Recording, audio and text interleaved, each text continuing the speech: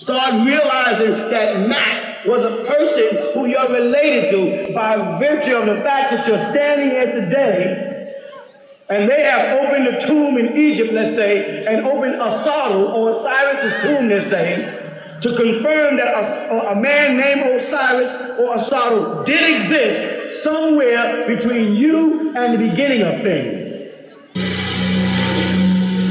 2 years ago, an American research team came to Giza and, using ground-penetrating radar, reported odd readings underneath the Sphinx. The findings suggested the possibility of an underground chamber. More recently, however, Dr. Hawass discovered just that, a subterranean chamber. And it lies at the bottom of a long shaft not far from the Sphinx. This long, hidden chamber honors the greatest of Egyptian gods, Osiris.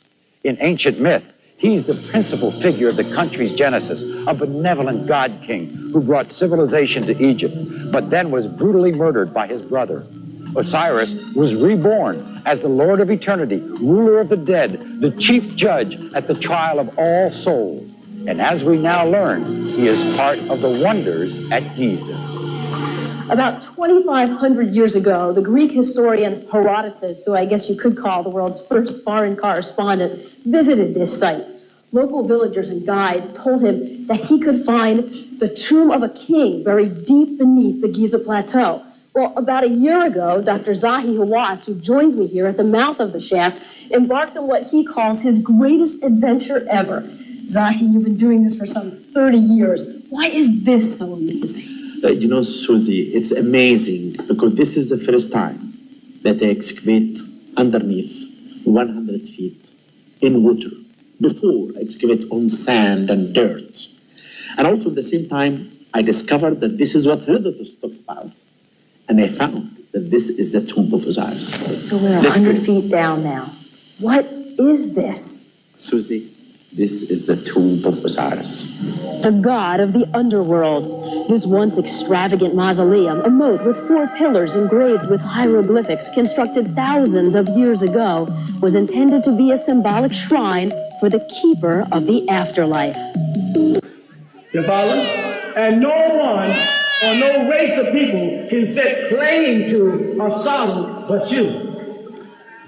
Because when they get into ancient Egypt, or present day Egypt, and they start evaluating the different races that are there, living there today, they can trace them. You came from Syria, you came from Turkey, you came from India, you migrated, you came with the Ottoman invasion, you came with the Berber invasion, and there were indigenous people here.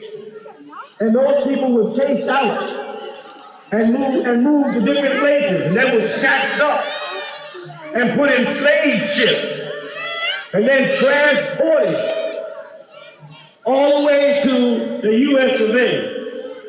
And then they were stripped, mentally stripped of their identity. Their who was taken away. Their what was taken away, and wasn't allowed to even ask why. The greatness that you once were has been removed. They'll tell you, no, black people in America and the Caribbean are Africans. Africa is a large continent. And as I jump around the continent of Africa, I see different types of faces, nose, eyes, lips, cheekbones, hair textures. And I wonder, who are the indigenous people of this continent before it got broken up into Nigeria, Sierra Leone, Sudan, Chad, Djibouti, Eritrea, Ethiopia? Who were these people? And what did they look like? They'll say, well, see, you people in America, some of y'all are light-skinned with curly hair, some of y'all are dark-skinned with nappy hair, some of y'all got long features, and some of y'all, because the white man mixed with you, but he doesn't have that many features. He doesn't have as many features as we have.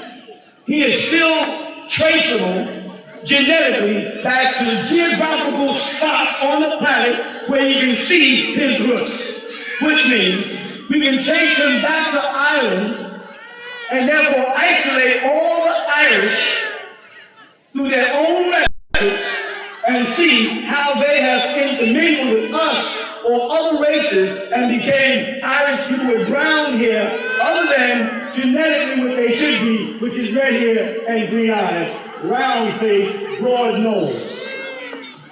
We can trace the so-called Jew back to Israel, out of Israel, back up into Russia or Poland or France or any of the places that he converted to that religion and then came into Israel and by the grace of the United Nations was allowed to declare themselves Jews and took the state of Israel. But if we look at them, we see some of them in Israel look like Puerto Ricans. And they came there by way of Spain. And they're called Sephardim. And some of them look like ordinary Russians. And they came by way of the Khazar, another group. And they call it Hasidim. And so we can trace them. And we went to France and went into the archives of France and saw what the indigenous people of France looked like or went into their own past and looked on the walls and saw the carvings of what they said 2, 3, 4, and 5,000 years ago, because they don't go before that. Then we can come back to America and we can walk the streets and we can see the Caucasians who are French who don't even know it. We can see the Irish people who are Irish and don't know it. We can see the Polacks who are Polish and they don't know it. But what we can find is that when we get to Egypt, we can point out these different people and say, your nose is not on that wall. There are mentions of people with red hair whenever they talk about Satuk or Set. They say he was white with red hair because they make a reference to his disagreeable nature. And that's recorded. But that's not his characteristic. When I look around this room, and I go to the writings on the wall in ancient Egypt, and I see your head shape, your nose, your lips, your eyes. Some of the things you like me to say. And then your little skinny legs and the pop belly, which you might not want to hear. You're all on that wall. No oversized hips, which you might not want to hear. You know what I'm saying? And I find where you came into existence. And millions of dollars are being spent keeping you from knowing that. They'll make another Cleopatra movie every 10 years to keep the children thinking Cleopatra is other than you. American Negroes, Puerto Ricans, whatever you want to call us, all the nicknames and slang names that they call us, they'll do that.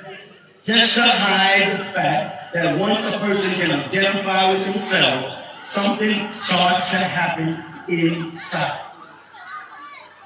When they openly mention in the public that they have opened a tomb in ancient Egypt, or modern Egypt, they'll say ancient Egypt, and they dug up a mummy, and they say, well, this mummy is Osiris. You know what they just did? They just removed the myth. They just removed the fact that they were telling you that Osiris was not a real person, but a mythological character of ancient Egyptian pantheism. But now they have a mummy of a man. Now they have to alter the stories that go along with Osiris. Let's start.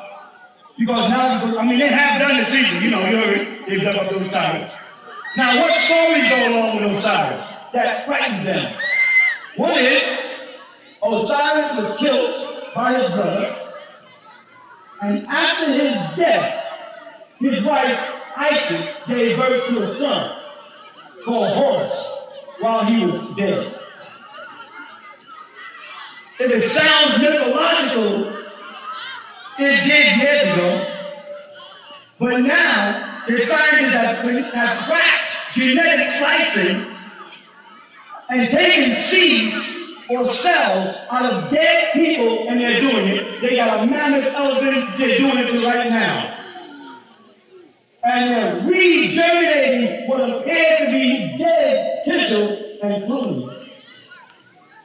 You come to the conclusion that just because you didn't know it in your modern laboratories, it didn't mean that the ancient Egyptians didn't know it then. And if you have a better explanation for the fact that Osiris' body is here now, and it's tangible and can be touched, that means when we go back to the ancient Egyptian book of the coming forth by day, or the Egyptian book of the dead, and we start to read about this and find out that book is as old as he is, that means the stories in there are true. As true as the fact that the book was unbelievable, as they would say, before the body was found. And it looks like somebody just wrote these stories about mythological creatures or people. But once the body is found, the book becomes real. And then they have to contend with how did Isis give birth to Horus after Osiris was dead. And you don't stop there, because the Caucasian so graciously went into Egypt and grabbed a character who was fictitious to them. His name was what? Thoth, Tahuti, who they called Hermes. They didn't mind borrowing Hermes instead of the Hermetic school of thought, the foundation of Freemasonry. You hear me? And they describe him as a bird, an ibis bird with a long beak.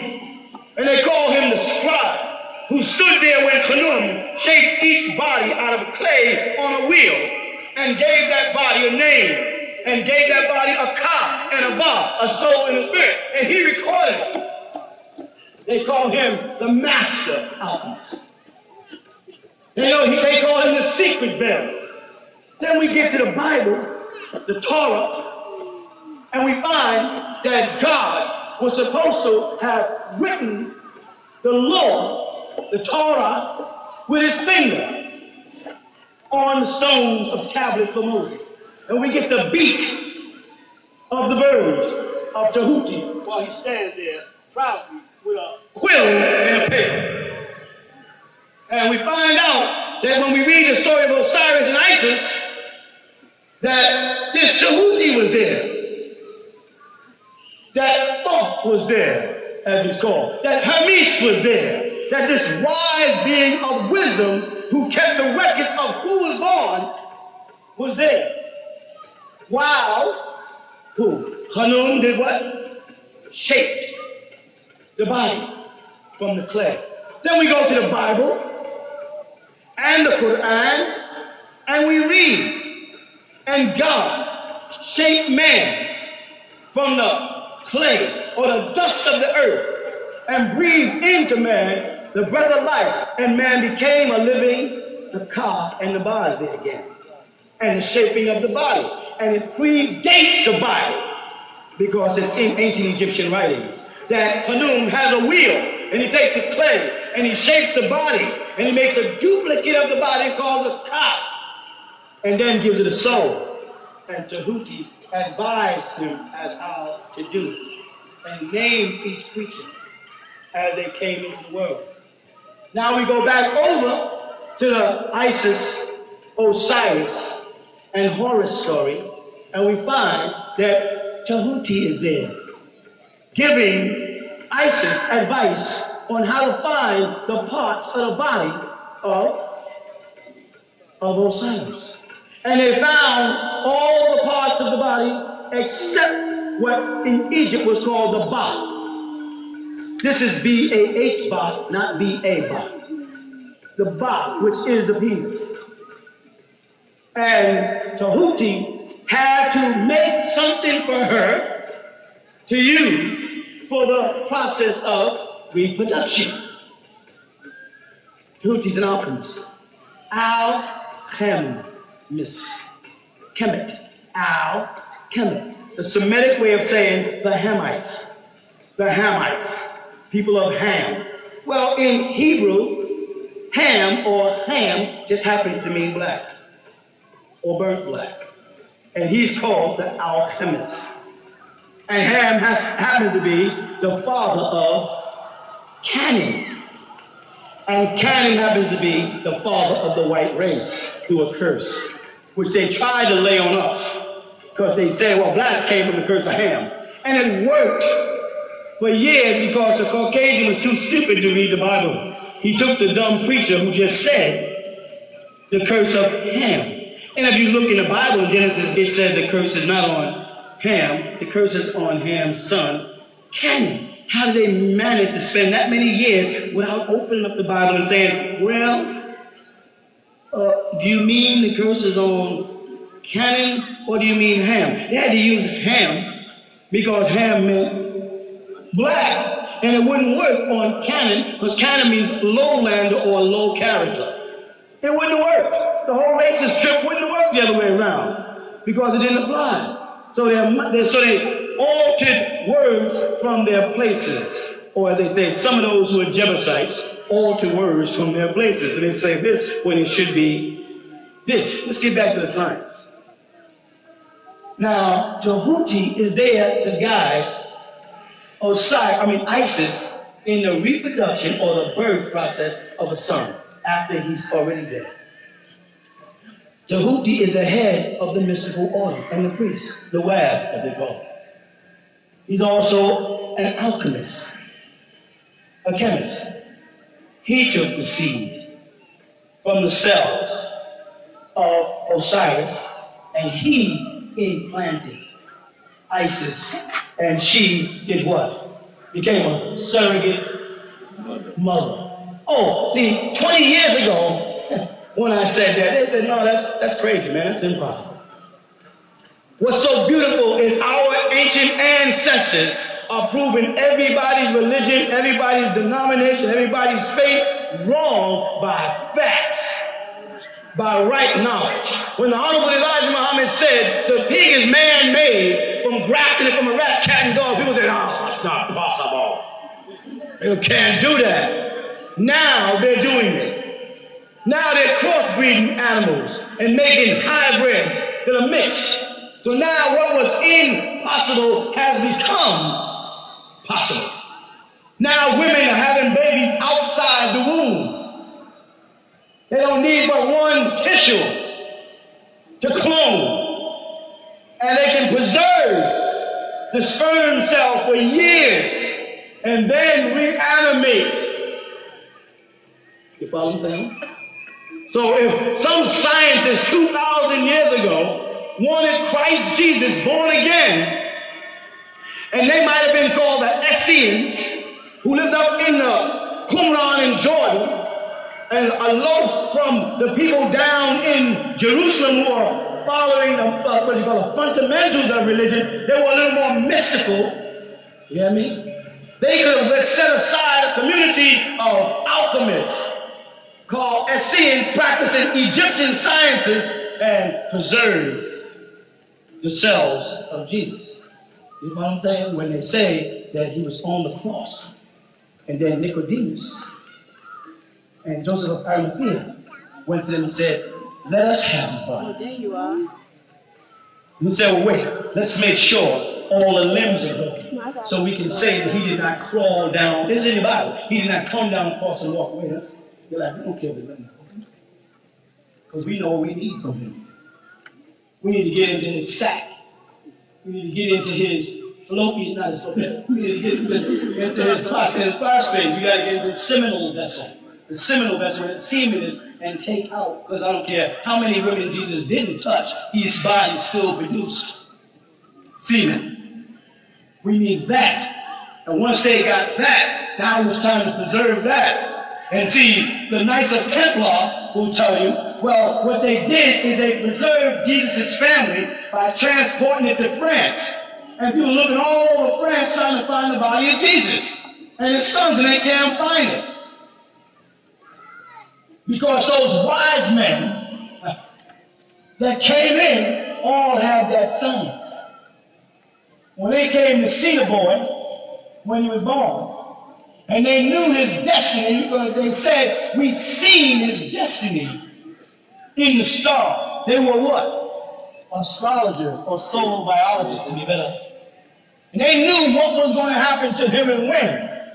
And they had to pop up on the scene amongst Essenes and get that seed. And take that seed and then vacate Masaka. Pretend they all committed suicide. and hide the tablets up in the Qumran and then disappear and transport that seed of Jesus all the way to France to protect it. For the day when man could reanimate. Same story, only it wasn't Jesus, it was Horus.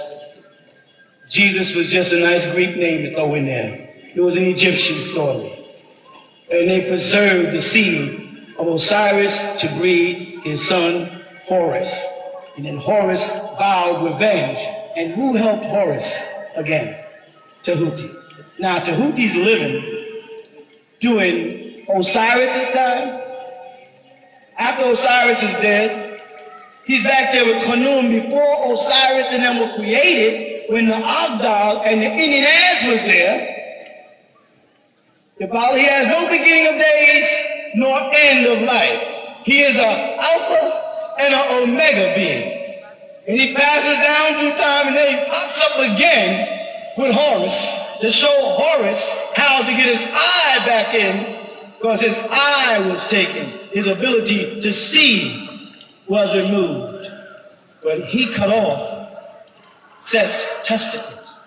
So his ability to procreate would be cut off. There'd be no more Seths to rebel against. And all this was taught by one being. The Bible calls him Melchizedek. The Quran calls him Al-Khidir, or Nebi Khidir. He's been traveling all over the world, popping up in everybody's walk of life with a message. He comes to give you that guidance, tell you what to do, to preserve the gods on earth for the great day. The day of resurrection to some people, the day of atonement or rapture to other people. But for that day of awareness, when the God inside you starts to come forth. So again, the journey, my sister, to map or justice is not merely a word in a book or a practice for people to be just. This is Matt sitting here, this sister, down in your genes. And you got to learn to go down inside there and make connection with the gods that exist inside you. And your Bible told you that if you're a Christian. What did it say to you? Huh? Jesus said, you shall do greater works than I am. Just the way, the truth, the light. You won't get to the Father, Osiris. Now why? Why the Father, Osiris? Because Jesus promised what? Resurrection after death. And who was resurrected after death?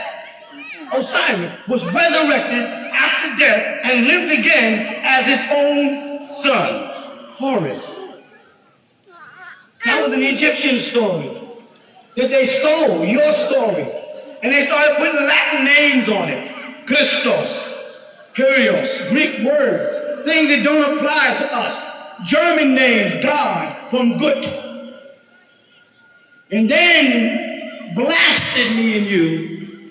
It's called blasphemy. Blasphemy. They blasted me and you in the assembly called church if we dared to question. If we dared to doubt it. If we used our own God-given faculties to probe one step further and ask whose God is responsible for this mess. We got called bad people. And I said, God is responsible for all the race and hate on earth. That sounds like a bad thing to say. And when I take you to the Bible, in Genesis, and open that chapter up and read that God said, let us go down there and cause confusion. See? Then you want to blame it on us. Because you don't want to say, God sat around in heaven with a group of beings and said, let us go down to earth and cause confusion by making people unable to understand each other.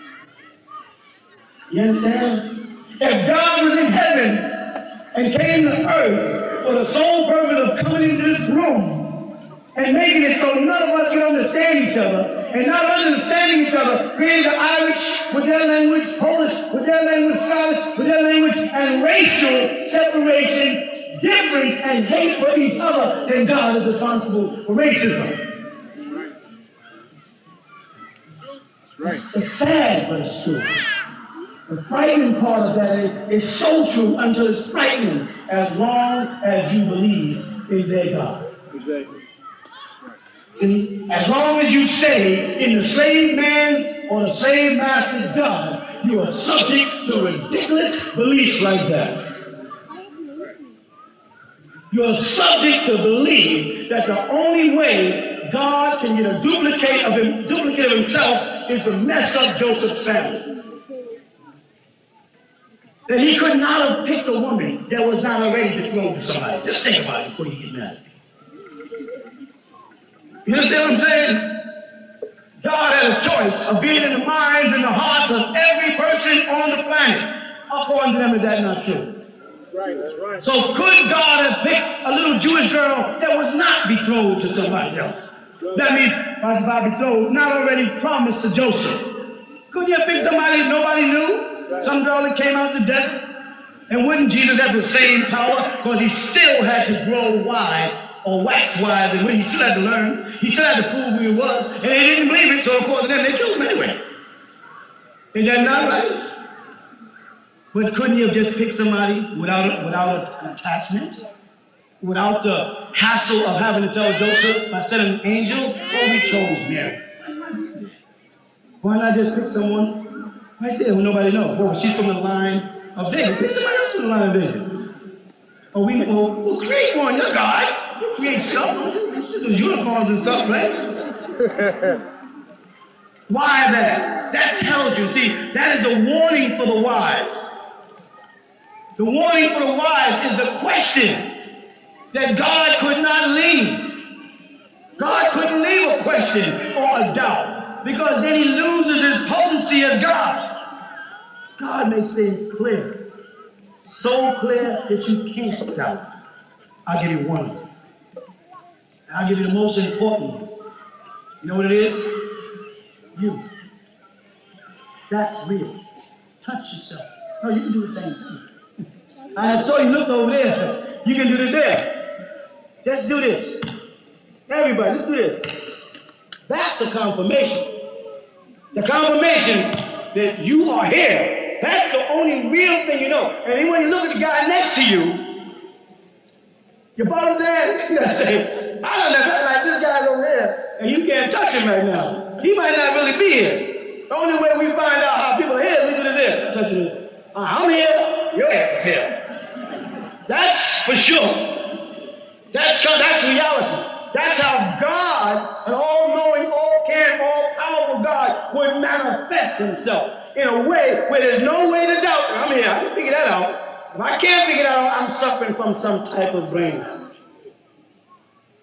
So God doesn't have to reach into the pot of human beings and grab Mary, who's betrothed to Joseph, and cause this destruction of Joseph's poor mind.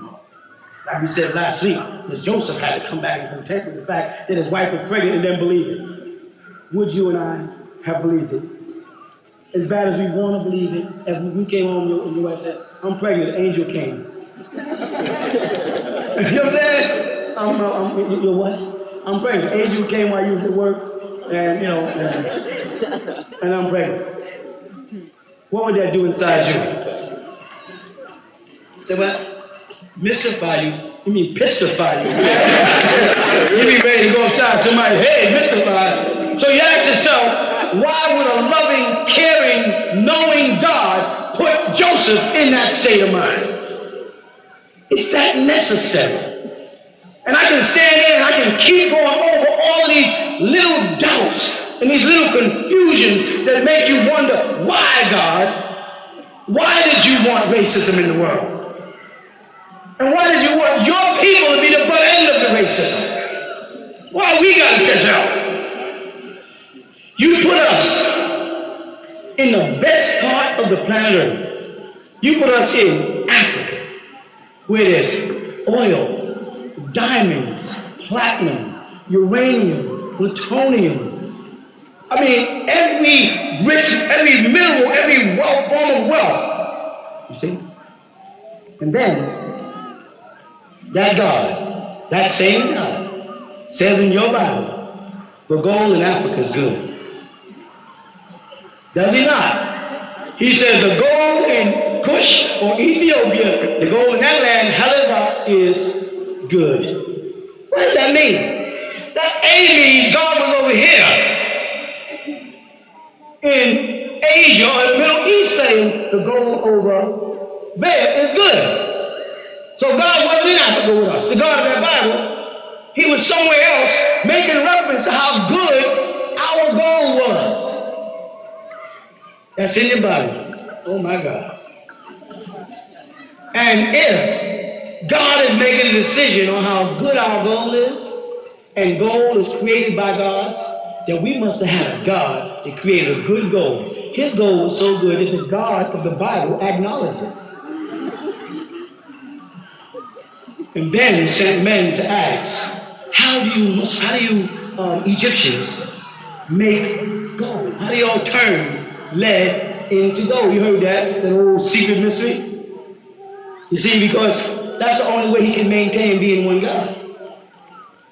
Because if he had to acknowledge that the Egyptian gods put that gold there, then he's acknowledging competition, rivalry, and guess what? The greatest God would be the God that made the best gold. As the mysteries of Egypt intrigued you, the secrets of the pyramids and the scientists that built them, well, now you can have these secrets. Now you can enter into ancient Egyptian order and learn who and what you are. Who built the pyramids? Why? Medicine, alchemy, the secrets of symbolism revealed to you. Enter the ancient Egyptian order now, now, now.